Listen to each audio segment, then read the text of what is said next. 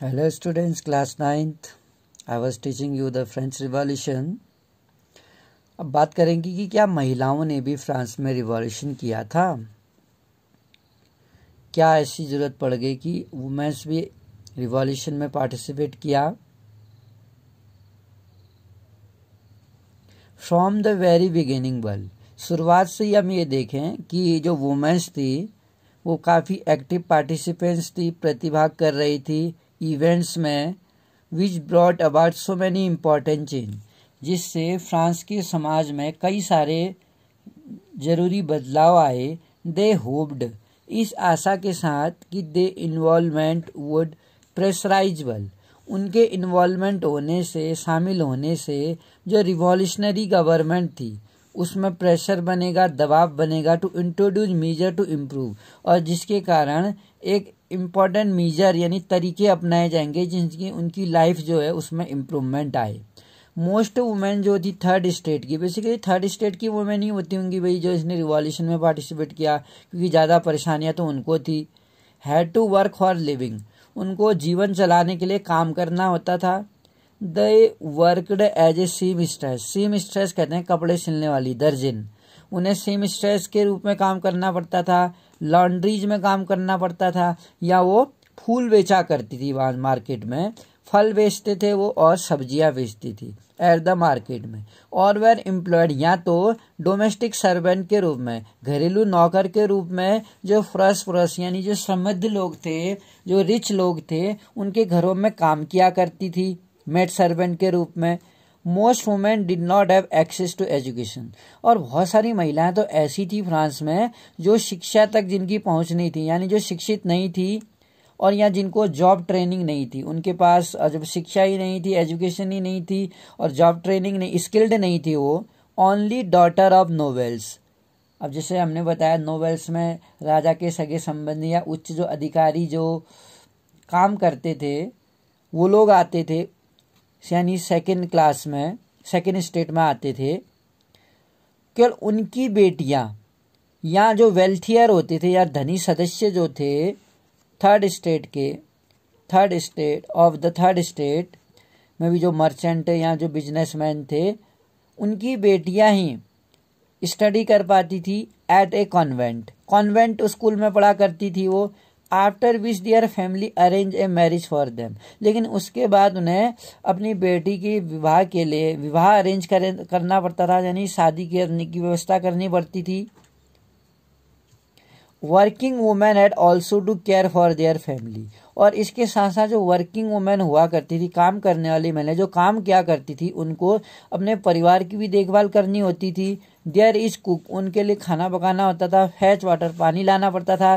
Q up for bread, और रोटी के लिए क्यू कहते हैं, लाइन लगानी पड़ती थी। And look after the children, और बच्चों की देखभाल करनी पड़ती थी। The wages were lower than those of man, और जो वर्किंग क्लास वुमेन थी भी तो इतने सब चीज़ों में बिजी होने के बाद उनकी जो वेजिस थी वो मैन के सिमिलर नहीं थी, बल्कि उन्हें मैन से कम दिया जाता था। इन ऑर्डर टू डिस्कस, इसी ऑर्डर को डिस्कस करने के लिए और आवाज़ उठाने के लिए, दियर इंटरेस्ट, जो इनकी रुचि थी, womens started their own political club. जैसे कि हमने स्टार्टिंग में पढ़ा था तो जैकोबिन क्लब बनाया गया था, जिसमें कि समाज के जो वो लोग थे जो ज़्यादा फ्रस नहीं थे, जैसे शू मेकर है, कॉबलर है, या आर्टिशियंस है, प्लम्बर है, ऐसे लोग हुआ करते थे जैकोबिन क्लब में। इसी तरह से जैकोबिन क्लब की तरह वुमेन्स ने भी एक अपना क्लब बनाया जिसमें वो उनका खुद का अखबार भी उन्होंने चलाया, जिसमें उन्होंने अपनी समस्याओं को रखा।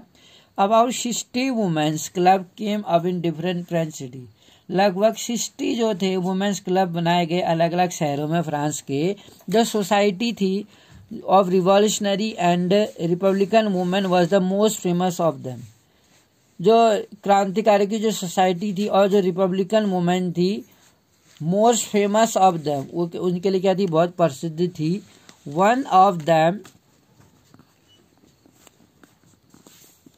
On of their own main demand, जो इनकी एक मुख्य डिमांड जो थी वह जो women enjoy the same political right, women उनकी एक डिमांड थी कि वुमेन्स को भी सेम पॉलिटिकल राइट्स मिले। यानी कि उस टाइम पर जैसा कि हमने पढ़ा कि जो वोटिंग राइट्स थे वो 25 ईयर से अबव वालों को, और जिनको जो उनको एक 3 दिन की वेजिस दे पाता था उनको ही दिया गया था। जबकि जो वुमेन्स थे, चलो छोटे बच्चों को वोटिंग राइट ना भी मिलते, लेकिन जो मैन जो लोग थे जिनकी कंडीशन ज़्यादा ख़राब थी या वुमेन्स थी उनको तो वोटिंग राइट थे ही नहीं। तो महिलाओं ने इसी तरीके से वहाँ पर वुमेन्स लोगों ने डिमांड रखी कि उनको भी सेम पॉलिटिकल राइट दिया जाए जैसे कि मैन को मिलता था। वुमेन वे डिसअपॉइंटेड माने होता है निराश। जो महिलाएं थी वो काफ़ी निराश हो गई। कॉन्स्टिट्यूशन जो बना हुआ 1791 में उनको क्या कर दिया, रिड्यूस कर दिया, और एक पैसिव सिटीजन उन्हें कहते हैं जिन्हें वोट देने के राइट नहीं थे। They demand the right to vote, और वो राइट टू वोट की डिमांड करने लगी। टू बी इलेक्टेड टू, और इलेक्टेड असेंबली के रूप में इलेक्ट होने की डिमांड करने लगी, जिससे कि उन्हें पॉलिटिकल ऑफिस में कोई पावर मिले। ओनली देन, जब उन्हें कोई पॉलिटिकल ऑफिस में कोई पावर मिलती, नेशनल असेंबली में वो चुन के जाती, तभी वो क्या कर सकती थी, only then they would their interest भी रिप्रेजेंट इन न्यू गवर्नमेंट। जो नई सरकार है उनका उसमें इंटरेस्ट जागता है। जब उनके भी वुमेन्स से भी कोई एक रिप्रेजेंटेटिव गवर्नमेंट पे चुना जाता तभी उनका इंटरेस्ट होता है सरकार के प्रति। अर्ली ईयर्स में the revolutionary government did introduce law, जो शुरू के रिवॉल्यूशनरी जो गवर्नमेंट थी डिड इंट्रोड्यूस किया लॉ, जिसने हेल्प किया, काफ़ी हद तक उन्हें मदद मिली, जिससे जो महिलाओं की स्थिति थी, लाइफ्स ऑफ वुमेन थी, उसको इम्प्रूव मिला। टुगेदर विद द क्रिएशन, इस क्रिएशन के साथ जो स्टेट स्कूल्स थे, स्कूलिंग वाज मेड कंपलसरी, तो स्कूल्स खोले गए स्टेटों में और गर्ल्स के लिए स्कूलिंग कंपलसरी कर दी गई, एजुकेशन उनके लिए कंपलसरी हो गई। Their other could no longer force them, इसमें अदर्स जो थे उनको फोर्स नहीं कर सकते थे कि उनको मैरिज करनी, अगेंस्ट दियर विल, अपनी इच्छा, अगर वो उनकी इच्छा नहीं थी तो उनकी इच्छा के अगेंस्ट उनको मैरिज करने के लिए इवन उनके फैमिली मेंबर ही फोर्स नहीं कर सकती थी। गर्ल्स एजुकेशन कंपलसरी कर दी गई। Marriage was made into contract, जो मैरिज थी गर्ल और बॉय की वो कॉन्टैक्ट बेसिस पर की गई। Enter into freely registered in civil law code में उनकी मैरिज इंटर की गई रजिस्ट्री में। डाइवर्स वाज मेड लीगल, और डाइवर्स को लीगल घोषित किया गया कि अगर मैन और womens legally if they are not happy they can take a divorce ले सकते थे। And could be applied for by both man और वुमेन के द्वारा अप्लाइड होता। तो हमने देखा कि जो डाइवर्स था वो सभी के लिए, मैन और वुमेन्स दोनों के लिए लीगली अप्लाइड था, यानी दोनों ही डाइवर्स के लिए अप्लाई कर सकते थे। वुमेन्स को नाउ ट्रेन, अब महिलाओं को क्या किया जाता था, ट्रेन किया जाता था। पहले तो अनस्किल्ड थी, अनट्रेन्ड थी और अनएजुकेटेड थी। अब जो एजुकेशन कंपलसरी कर दी गई उनके लिए, हर जगह पर स्कूल्स खोले गए और मैरिज के लिए उनको कंपेल नहीं किया गया, मजबूर नहीं किया गया। इवन अब वो डाइवर्स ले सकती थी और फ्रीली उनकी जो मैरिज थी वो रजिस्टर्ड थी सिविल लॉ में। कॉन्टैक्ट बेसिस पर भी मैरिज हो सकती थी। मैनी जो प्रोमिनेंट वुमेन जो थी इस तरह से हमने देखा। अब वो क्या थी, अब जॉब के लिए उनको ट्रेन किया जाने लगा। कुड कम आर्टिस्ट, और वो आर्टिस्ट भी बनने लगी, बिकम आर्टिस्ट, और रन या तो छोटे छोटे बिजनेस भी चलाने लग गई। वुमेन स्ट्रगल, जो वुमेन्स का स्ट्रगल था इक्वल पॉलिटिकल राइट्स के लिए, कि उन्हें इक्वल पॉलिटिकल राइट्स मिले, राजनीतिक अधिकार मिले, यानी वोट देने का अधिकार और चुनाव लड़ने का अधिकार मिले। हाउएवर कंटिन्यू, हालांकि ये कंटिन्यू रहा during the rain of terror, जिस समय रेन ऑफ टेरर था रॉबेस्पियर के टाइम पर, उस टाइम भी जारी रहा। और द न्यू गवर्नमेंट इशूड, जिसमें नई सरकार ने क्या इशू किया, लॉ की ऑर्डरिंग द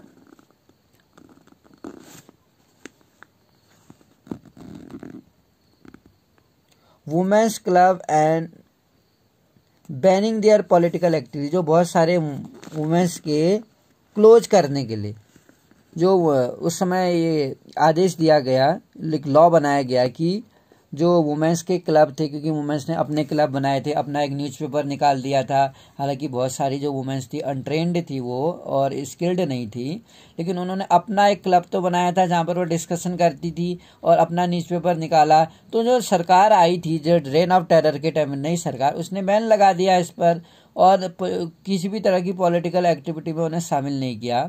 जो भी वो पॉलिटिकल एक्टिविटी के लिए मूवमेंट चलाती थी उस पर बैन लगा दिया। मैंने जो प्रोमिनेंट वुमेन्स थे, प्रोमिनेंट वुमेन्स को अरेस्ट किया गया और नंबर ऑफ देम एग्जीक्यूट, और बहुत सारे लोगों को फांसी भी दी गई, एक्यूटेड किया गया। वुमेन्स मूवमेंट जो थे, वोटिंग राइट्स जो उन्हें दिए गए वुमेन्स मूवमेंट के फॉर वोटिंग राइट्स के लिए जो चल रहा था, और इक्वल वेजेस के लिए भी, क्योंकि हमने ये बात पढ़ी थी कि वुमेन्स लोगों को अपने घर देखभाल करने के साथ साथ, परिवार की देखभाल करने के साथ साथ काम भी करना होता था, मूवमेंट में हिस्सा लेती थी वो या अदर तरह के काम करती थी, लेकिन मैन के बराबर में वेजेस नहीं दिया जाता था। तो इक्वल वेजेस एक्ट लागू नहीं था। तो बेसिकली वो इक्वल वेजेस के लिए और वोटिंग राइट्स के लिए लड़ती रही, आंदोलन चला उनका, continue to the next 200 years. यकीन कर सकते हैं कि संसार में 200 साल तक दुनिया में हर जगह की महिलाओं के द्वारा अपने अधिकारों के लिए, अपने वोटिंग राइट्स के लिए, अपने इक्वल वेजेस के लिए ये महिलाएं लड़ती रही। The fight for the vote was carried, और ये जो लड़ाई थी उनकी वोट के लिए, वो लड़ते रहे। दो द इंटरनेशनल जो सफरेजी मूवमेंट भी चला, अंतर्राष्ट्रीय सफरेज जो राइट टू वोट के लिए उन्हें लड़ा during the late 19th century और अर्ली 20th सेंचुरी तक। एग्जाम्पल जो हम देख सकते हैं, जो पॉलिटिकल एक्टिविस्ट थे फ्रेंच वुमेन, जो राजनीतिक कार्यकर्ता थे, एक्टिविस्ट फ्रेंच वुमेन जो थी ड्यूरिंग रिवॉल्यूशनरी ईयर्स में kept alive an inspiring memory हमें एक बताती है। एंड फाइनली इन 1946 में, देखो सबसे पहले न्यूजीलैंड बना था देश, दुनिया का पहला देश बना न्यूजीलैंड, जहां उन्हें वुमेन्स को भी वोट देने के राइट मिली, पॉलिटिकल राइट्स दिए गए। और फाइनली 1946 में फ्रांस की गवर्नमेंट को झुकना पड़ा और वुमेन्स को एक इक्वल रिप्रेजेंटेशन, एक इक्वलिटी देनी पड़ी मैन के सिमिलर, और उन्हें फाइनली वोट देने के राइट्स मिल गए। इस तरीके से अगर हम देखें, वहाँ इस एवोल्यूशन भी हुआ, जिस तरह से वहाँ पर मोनार्ची का एवोल्यूशन हुआ, कॉन्स्टिट्यूशनल मोनार्ची पहले बनी, उसके बाद वुमेन्स ने स्ट्रगल किया अपने अधिकारों के लिए, रिवॉल्यूशन में हिस्सा लिया, और 1946 में एक लंबे स्ट्रगल के बाद पूरी दुनिया में 200 साल तक संघर्ष चलते रहे, फाइनली तब जाके तो महिलाओं को पुरुष के बराबरी का दर्जा मिला। एवोल्यूशन ऑफ स्लेवरी की अगर हम बात करें, जो वहाँ गुलामी थी, इसको कैसे एवोल्यूशन किया गया होगा वहाँ पर, अगर हम देखें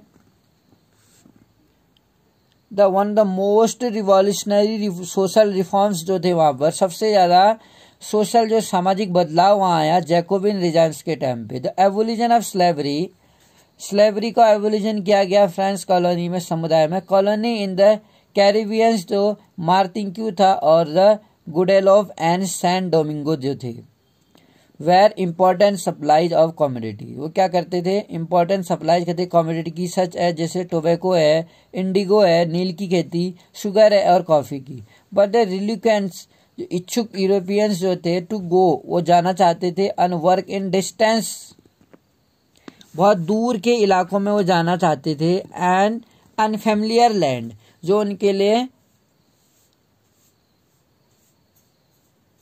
अनफेमिलियर थी, यानी अनजान थे जिस जमीन से, वो उस जमीन पर जाके बहुत दूर इलाकों में वो काम करते थे।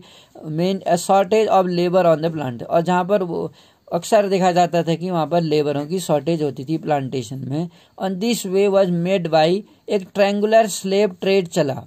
अब ट्रायंगुलर स्लेव ट्रेड क्या था, ये यूरोप, अफ्रीका और अमेरिका के बीच में, यानी कि द स्लेव जो था, जो गुलाम थे, उनका जो व्यापार था, ट्रेड बिगेन 17th सेंचुरी में शुरू हुआ। अब स्लेव ट्रेड क्या था, गुलामों का जो व्यापार था वो कैसे होता था।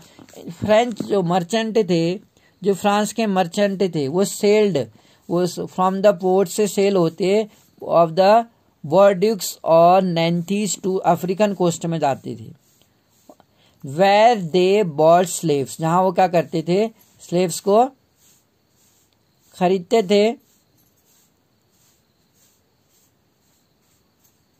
फ्रॉम लोकल चिपेंट से। और क्या लिखा है,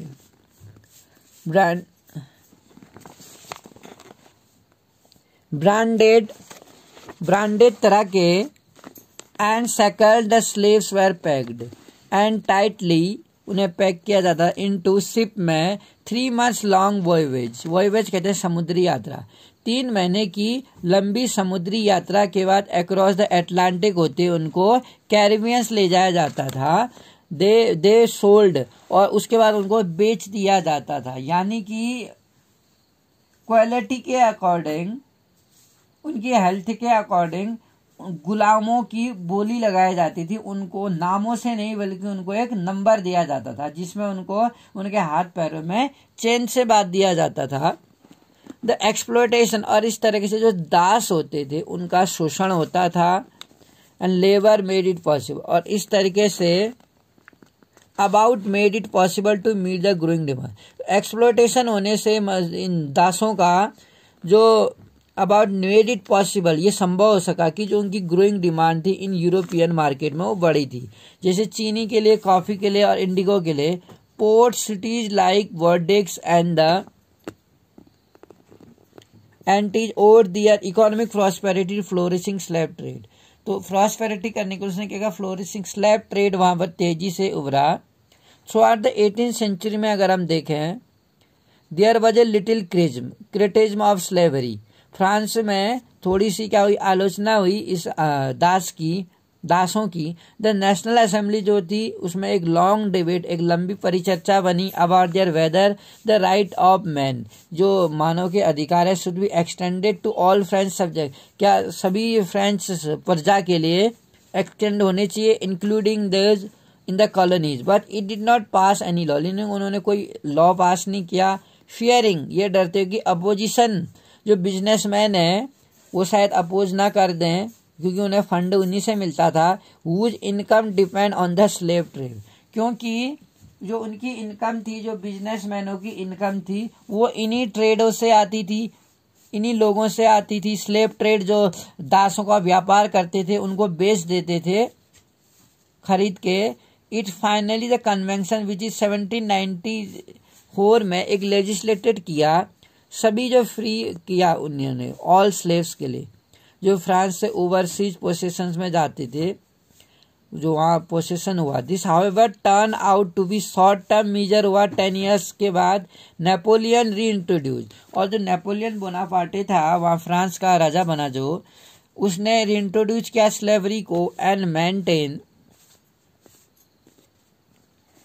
प्लांटेशन ओनर, और प्लांटेशन जो ओनर थे अंडरस्टूड देयर फ्रीडम, उन्होंने अपनी आज़ादी के बारे में समझा, as including the rights to enslave African जो निग्रोज थे, इन परस्यूट किया ऑफ देयर इकोनॉमिक इंटरेस्ट पर, एंड स्लेवरी जो थी वह फाइनली एबोलाइज। और फाइनली इस तरीके से जो स्लेवरी थी, जो गुलामी थी, उसको एबोलाइज किया गया फ्रेंच कॉलोनीज में 1848 में।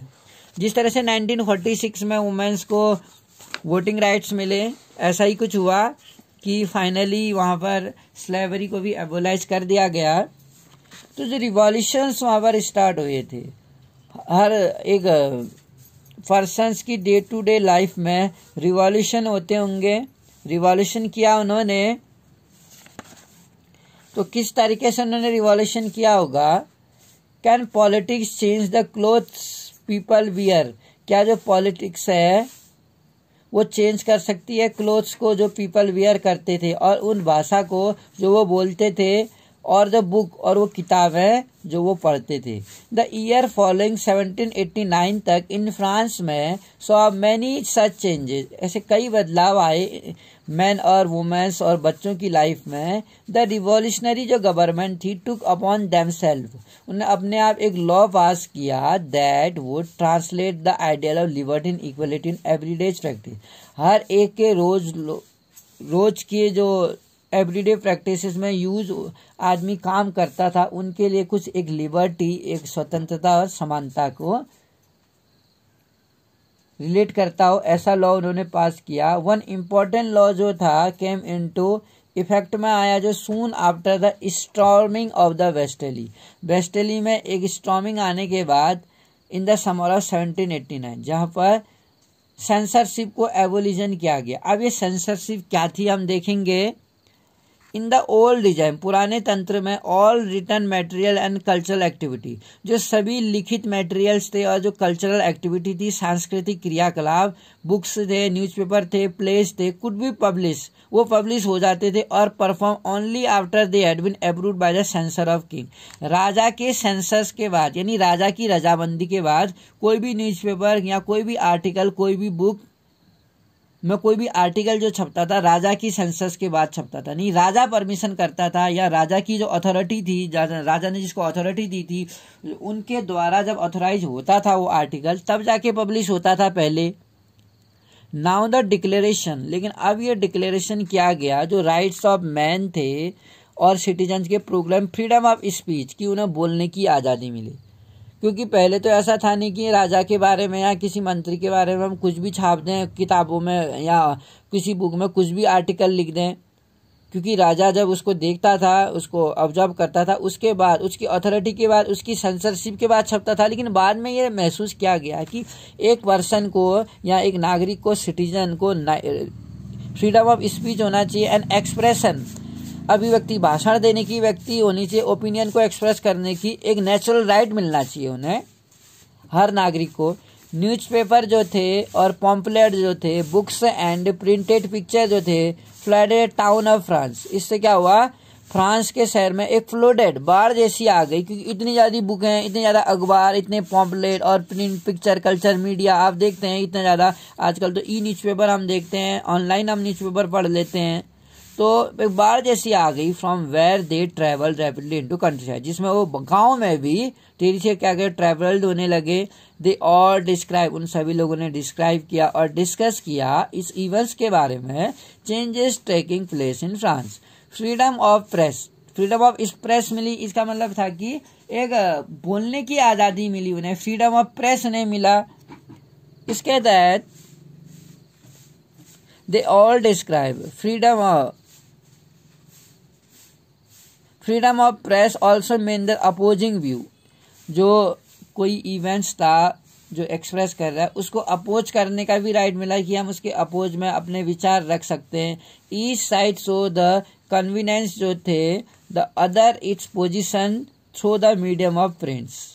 प्ले सॉन्ग्स जो थे, नाटक वगैरह, गीत वगैरह, फेस्टिव प्रोसेसन जो दावत वाले गाने, fest and attract large number of people, इससे बहुत सारा जो वर्ग था उनको अट्रैक्ट किया। दिस वाज वन वे, ये एक तरीका था, दे कुड ग्रेस्प कर सकते थे, आइडेंटिफाई कर सकते थे इस तरह के विचारों को, इस तरह की स्वतंत्रता को, ऐसा न्याय जो कि एक पॉलिटिकल फिलोसफर सोचते थे। उन्होंने लिखा इस बारे में, about length in text which only A handful of educated people could read, जिसमें शायद मुट्ठी भर जो पाठक होते थे, मुट्ठी भर रीडर ही ऐसा कुछ पढ़ पाते थे। अब इसका जो निष्कर्ष हमने निकाला वो निष्कर्ष क्या था, इन 1804 में हमने देखा कि नेपोलियन बोनापार्टे क्राउन्ड हिमसेल्फ, वो राजा बना, एक शासक बना, एक पहले वो सेनापति था, कमांडर था, तो फाइनली 1804 में नेपोलियन बोनापार्टे फ्रांस का राजा बना। एंड ही सेट टू कनकस, और उसने क्या किया, जो पड़ोस के, आस पड़ोस के जो उसके राज्य थे उनको जीतना शुरू कर दिया।